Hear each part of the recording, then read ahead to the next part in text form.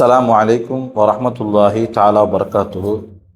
கண்ணியமிக்க எல்லாம் அல்ல அல்லாஹ்வின் நல்லடியார்களே, புனிதமிக்க ரமலானுடைய மாதத்தை நாம் எல்லாம் அடைந்திருக்கிறோம்.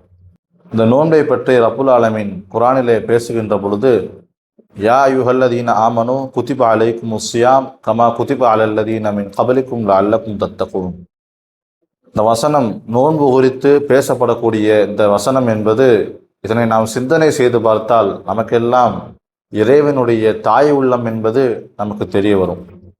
அதாவது ஒரு தாய் தான் பெற்றெடுத்த பிள்ளையை முதலாக பள்ளிக்கூடத்திற்கு அனுப்புவதற்கு எந்த அளவிற்கு அவள் அன்போடும் அரவணைப்போடும் நடந்து கொள்வாளோ அதே போல ரப்புல் ஆலமீன் நம்மை நடத்துகிறார்.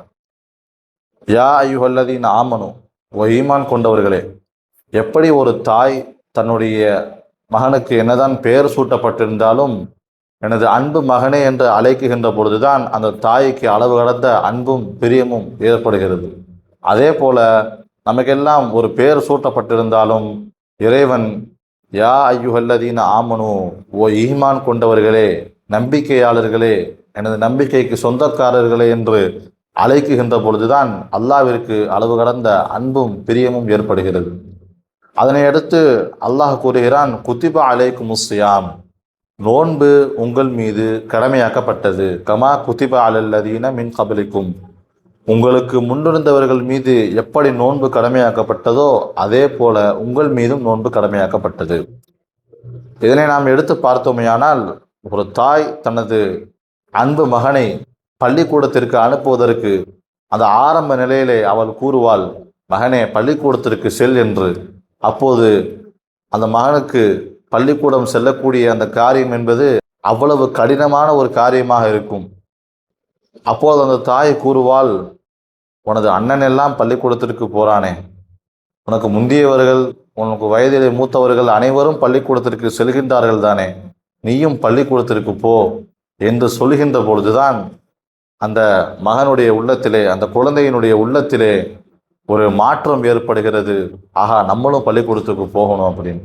அதே போல பாணியில தான் அல்லாஹ் சொல்றான், குத்திப அலைக்குமுஸ் ஸியாம் கமா குத்திப அலல்லதீன மின் கபலிக்கும், நோன்பு என்பது உங்கள் மீது மட்டும் கடமையாக்கப்படவில்லை, உங்களுக்கு முன்னிருந்தவர்கள் மீதும் கடமையாக்கப்பட்டதே அதே போலதான் உங்களுக்கும் கடமையாக்கப்பட்டிருக்கு, நீங்களும் நோன்பு வைங்க. இதனை அடுத்து அல்லாஹ் கூறுகிறான், இந்த நோன்பின் மூலம் நீங்கள் எதை பெற முடியும் என்று சொன்னால், லஅல்லக்கும் தத்தகூன், நீங்கள் இரையச்சம் உடையவர்களாக ஆகலாம். இதனை நாம் கொஞ்சம் யோசித்து பார்த்தால், ஒரு தாய் தன்னுடைய பிள்ளைக்கு எப்படி ஆர்வம் ஊட்டுவாளோ, நீ பள்ளிக்கூடத்திற்கு சென்றால் நீ டாக்டராக ஆகலாம், இன்ஜினியராக ஆகலாம், ஐபிஎஸ்ஸாக ஆகலாம், எம்பிபிஎஸ்ஸாக ஆகலாம் என்று ஒரு தாய் தன்னுடைய குழந்தைக்கு எப்படி ஆர்வம் ஊட்டுவாளோ அதே போல ரப்புல் ஆலமீன் கூறுகிறான், நீ நோன்பு வையுங்கள், நீங்கள் நோன்பு வையுங்கள், நீங்கள் இரையச்சம் உடையவர்களாக ஆகலாம் என்று இறைவன் கூறுகிறான். மேலும் இது போன்ற நல்ல விஷயங்களை அடுத்தடுத்து வரக்கூடிய வீடியோக்களில் நாம் சந்திப்போம். அஸ்ஸலாமு அலைக்கும் வரஹ்மத்துல்லாஹி தஆலா வபரகாத்துஹு.